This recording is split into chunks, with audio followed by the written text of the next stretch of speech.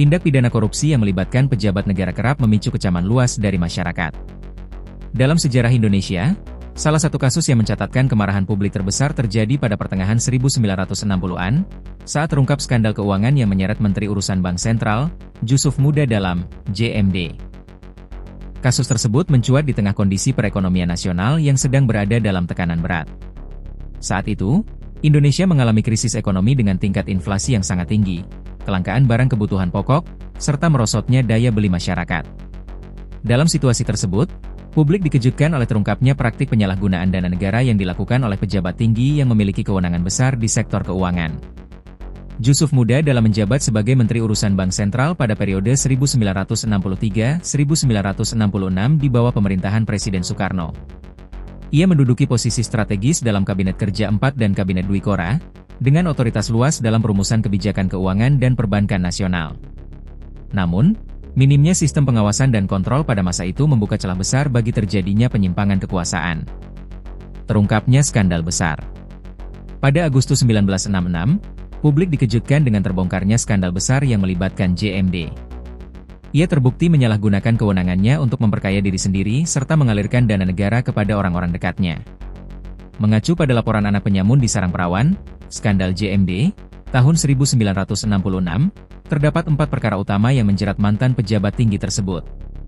Perkara pertama, JMD memberikan izin impor melalui skema deferred payment, yakni penangguhan pembayaran kredit luar negeri kepada sejumlah perusahaan importir.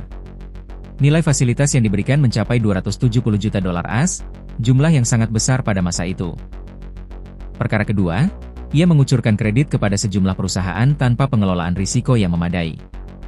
Kebijakan tersebut berdampak pada membengkaknya defisit negara dan memperburuk kondisi keuangan nasional.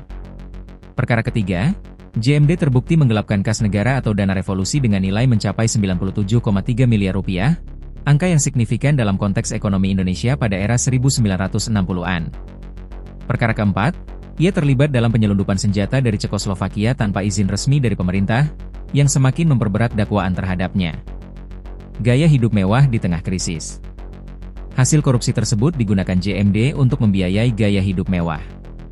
Dana negara dialokasikan untuk pembelian rumah, tanah, perhiasan, mobil, serta mengalir kepada puluhan perempuan yang memiliki hubungan personal dengannya. Dalam persidangan terungkap bahwa terdapat 25 perempuan simpanan yang menerima uang dan berbagai fasilitas dari JMD. Selain itu, ia juga memberikan dana dan fasilitas kepada 6 istri, sehingga total terdapat 31 perempuan yang dibiayai menggunakan dana hasil penyalahgunaan kewenangan. Laporan harian Mercusuar edisi 9 September 1966 mengutip keterangan salah satu saksi perempuan yang menggambarkan JMD sebagai sosok yang sangat royal. Ia disebut kerap memberikan uang tunai, kendaraan, serta barang-barang mewah. Namun, saksi tersebut mengaku tidak mengetahui bahwa seluruh fasilitas itu bersumber dari dana negara. Para istri JMD juga disebut menerima perlakuan serupa. Mereka dikabarkan memperoleh uang belanja hingga 40 juta rupiah setiap bulan, di luar fasilitas berupa rumah, perhiasan, dan aset lainnya. Dari fakta persidangan terungkap, JMD menikahi para perempuan tersebut dalam rentang waktu 1964-1966, dengan frekuensi 1 hingga 2 pernikahan dalam setahun. Pembelaan di pengadilan. Di hadapan majelis hakim, JMD menyampaikan pembelaan yang menuai kontroversi. Ia mengaku tidak memahami bahwa memiliki banyak istri dan perempuan simpanan merupakan kesalahan.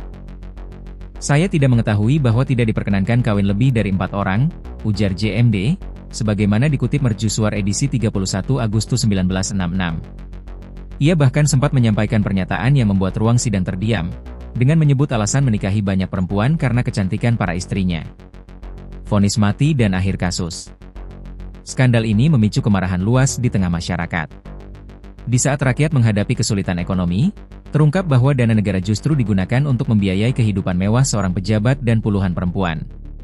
Setelah rangkaian persidangan, pada 8 September 1966, majelis hakim menjatuhkan vonis hukuman mati kepada Jusuf Muda Dalam.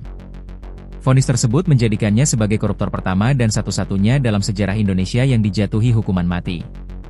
Namun, hukuman tersebut tidak pernah dilaksanakan. Pada September 1976, JMD meninggal dunia di dalam penjara akibat penyakit tetanus, sebelum menghadapi eksekusi. Kasus Jusuf Muda Dalam hingga kini tercatat sebagai salah satu skandal korupsi terbesar dalam sejarah Indonesia, sekaligus menjadi pengingat pentingnya pengawasan dan akuntabilitas dalam penyelenggaraan kekuasaan negara.